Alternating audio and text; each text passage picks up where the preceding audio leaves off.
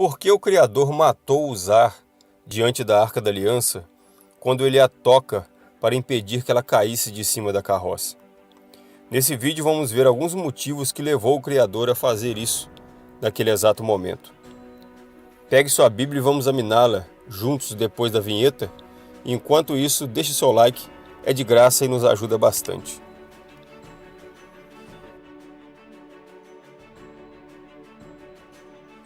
O caso em que Uzar é fulminado pelo Criador porque segurou a Arca da Aliança que estava caindo nos deixa um pouco perplexo. Por que Deus fez isso com Uzar se ele estava agindo de boa intenção para segurar a arca quando ela estava caindo do carro de bois? Vamos entender isso examinando as Escrituras. É realmente um caso chocante narrado pelas Escrituras. Em uma leitura superficial, somos tentados a achar que Deus exagerou, foi injusto por ter agido daquela forma, mas veremos que a ação de Deus teve os seus motivos. Por que Deus matou Uzar por ter tocado na arca? Primeiro, temos que entender quem foi Uzar.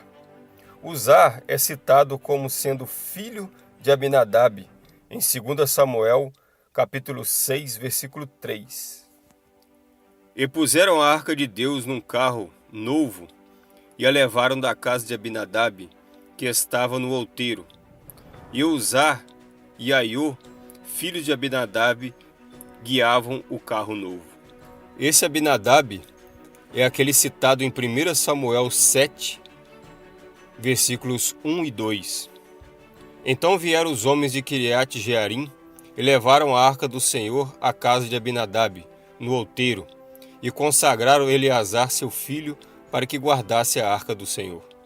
Sucedeu que desde aquele dia a arca ficou em Kiriat Jearim, e tantos dias se passaram que chegaram a 20 anos, e toda a casa de Israel dirigia lamentações ao Senhor. É bem provável que Uzar era filho ou neto ou parente de Abinadab, já que a palavra hebraica para filho, usada no texto, pode também ser traduzida para descendente. Então Uzar era um parente de Abinadab. Isso indica para nós que Uzar era muito provavelmente um levita, ou seja, ele tinha conhecimento de como deveria tratar as coisas de Deus. Sabia sobre o que a lei de Deus exigia, como era a obrigação de todo levita. Outra coisa a pontuar são as orientações de transporte que deveriam ser seguidas pelos levitas. Deuteronômio 10:8 diz assim: Por esse tempo o Senhor separou a tribo de Levi para levar a arca da aliança do Senhor, para estar diante do Senhor, para o serviço e para abençoar em seu nome até o dia de hoje. Observe que apenas a tribo de Levi poderia transportar a arca da aliança, considerando que Uzar seria um levita. Essa parte está correta, será? Em Números 7:9 diz assim: Mas os filhos de Coate nada deu, porquanto a seu cargo estava o santuário, que deveria levar aos ombros. Aqui observamos que a arca e todo o tabernáculo não deveria ser levada por carros, mas nos ombros dos levitas da família de Coate, os coatitas. Ainda surge uma outra dúvida.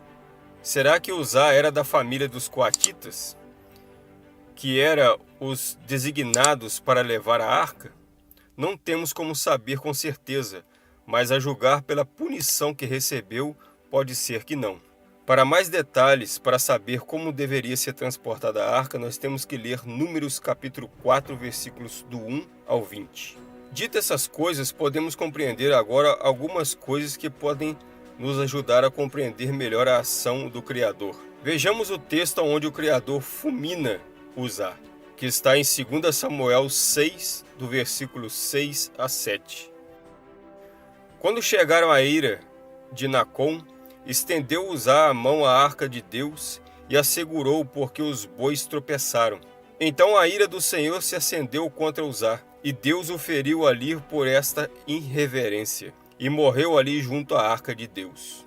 Agora analisamos a situação com toda a informação que já sabemos. A arca estava sendo transportada de forma incorreta, pois deveria estar sendo levada nos ombros e não em um carro de boi. A arca estava sendo transportada com o objetivo de retornar o culto a Deus em Jerusalém, depois dela ter ficado mais de 20 anos na casa de Abinadab, praticamente esquecida. Deus não poderia aceitar que esse reinício já começasse do jeito errado. Essa punição teve, por isso, um caráter pedagógico, de mostrar a Davi e ao povo que não deveria adorar a Deus de qualquer jeito. Deveriam retornar o culto ao Criador de acordo com as exigências do próprio Senhor. Se Uzá era de fato levita, mas não dos descendentes de Coate, ele não poderia estar transportando a arca. Se isso for uma realidade, aqui temos um erro grave.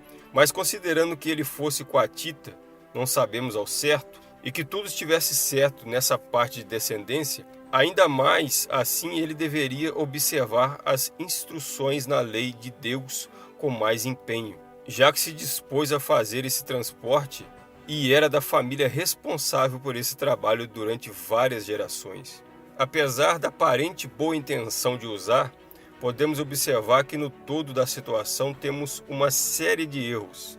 O Criador tratava com muito mais severidade aqueles que o serviam de alguma forma e que tinham conhecimento de sua palavra. Por isso não podemos crer que Uzá fosse alguém que não tinha esse conhecimento, que era apenas um coitado inocente que tinha apenas boa intenção. Certamente, a julgar pela grave punição do Criador, Uzá foi culpado no todo desse transporte errado. Tocar na arca foi apenas o último erro de vários. Em certo ponto, o Criador foi misericordioso, pois deveria ter aplicado sua punição a todos os envolvidos, mas não o fez. Observamos que após todo esse acontecimento terrível, a Arca da Aliança foi levada do jeito correto e tudo ocorreu bem. Em 2 Samuel 6,13 diz: Sucedeu que quando os que levavam a Arca do Senhor tinham dado 6 passos, sacrificava a eles bois e carneiros cevados. Isso nos mostra que, de fato, o desagrado do Criador estava na forma de como estava sendo tratada toda essa questão, de forma contrária às suas ordens. Se você tem mais alguma dúvida a respeito desse assunto, deixe nos comentários. Peço a você que compartilhe esse vídeo com seus amigos para que a gente possa observar mais opiniões a respeito deste assunto. Peço a você também que não é inscrito nesse canal que se inscreva, ative o sino das notificações para você estar participando dos próximos vídeos. Deixe um like que é de graça e nos ajuda muito. E que o Criador te abençoe e que te dê muita paz. E que a paz que excede todo entendimento possa estar na sua vida.